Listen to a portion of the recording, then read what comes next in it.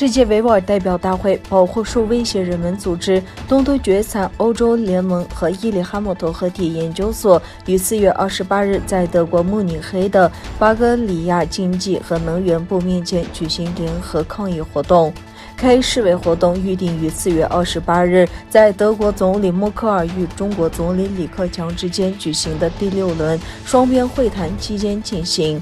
会谈的前一天，4月27日，世委会发表声明，敦促安格拉·默克尔将在双边会谈中面临种族灭绝的维吾尔人问题列入议程。世委会主席多鲁昆艾沙在评论4月28日世委活动的目的时说，中国驻慕尼黑领事馆还邀请了一些重要的巴格里亚政客参加春节庆祝活动。示威活动的主要目的之一是抗议将参加中国春节的巴格里亚政府政客。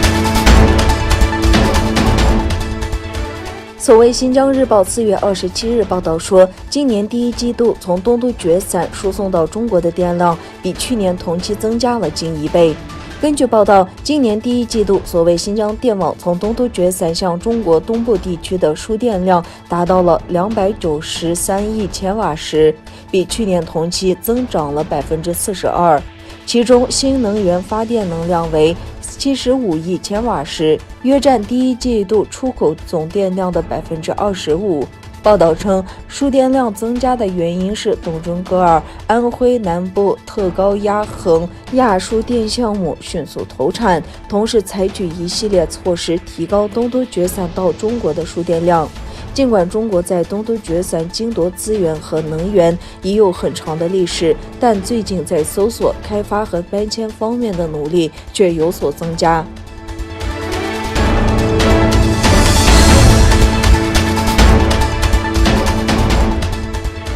欧洲议会的5名成员致信法国常驻欧洲联盟代表菲利普·莱格里斯科斯塔，敦促法国终止与中国的引渡协议。据悉，这封信是由欧洲议会议员恩金·艾欧鲁、米利亚姆·克莱斯曼、赖因哈特·布迪克菲、拉佩尔·格罗克斯曼和安迪·费提加所写。他们在信中表示，中国颁布香港安全法违反了香港的特殊立场和中英联合声明，并表示我们希望法国面对这一事态发展而终止与中国签署的引渡协议。信中说，我们必须防止维吾尔人、香港人、藏人或欧洲的中国异议人士被遣返至中国。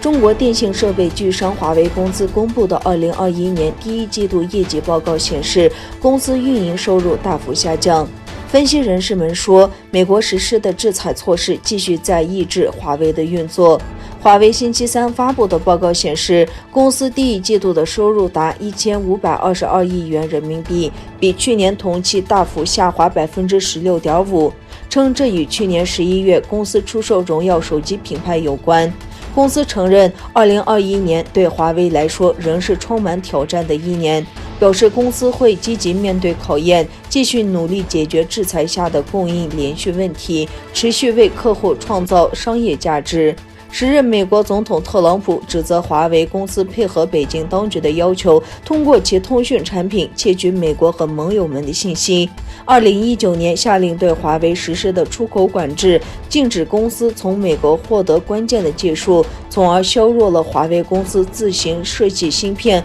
和从国外获得零部件的能力。此外，特朗普政府还努力说服欧洲和亚洲盟国在本国的5G 移动网络升级时不要使用华为产品。今年1月上任的拜登政府延续了前政府的许多对华政策。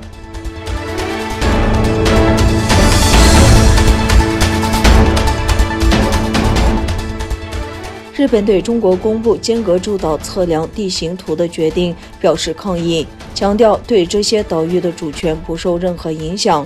有媒体报道说，中国国土资源部星期一在其网站上公布了东海的间隔诸岛的9张高分辨率的地形图、照片和测量图。中国国土资源部说，这些地图是根据最新的卫星照片和其他测量结果制作。日本内阁官方长官加藤胜信星期二说，中国公布的这些标有中国名称的地形图，并不表明这些岛屿属于中国。加藤胜信说，无论从历史上还是根据国际法，尖阁诸岛都毫无疑问是我国持有的领土。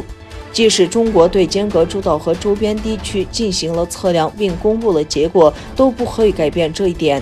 中国新华社星期二说，这些数据是帮助国际社会进一步了解钓鱼岛和附属岛屿是中国固有领土这个无可争辩的事实。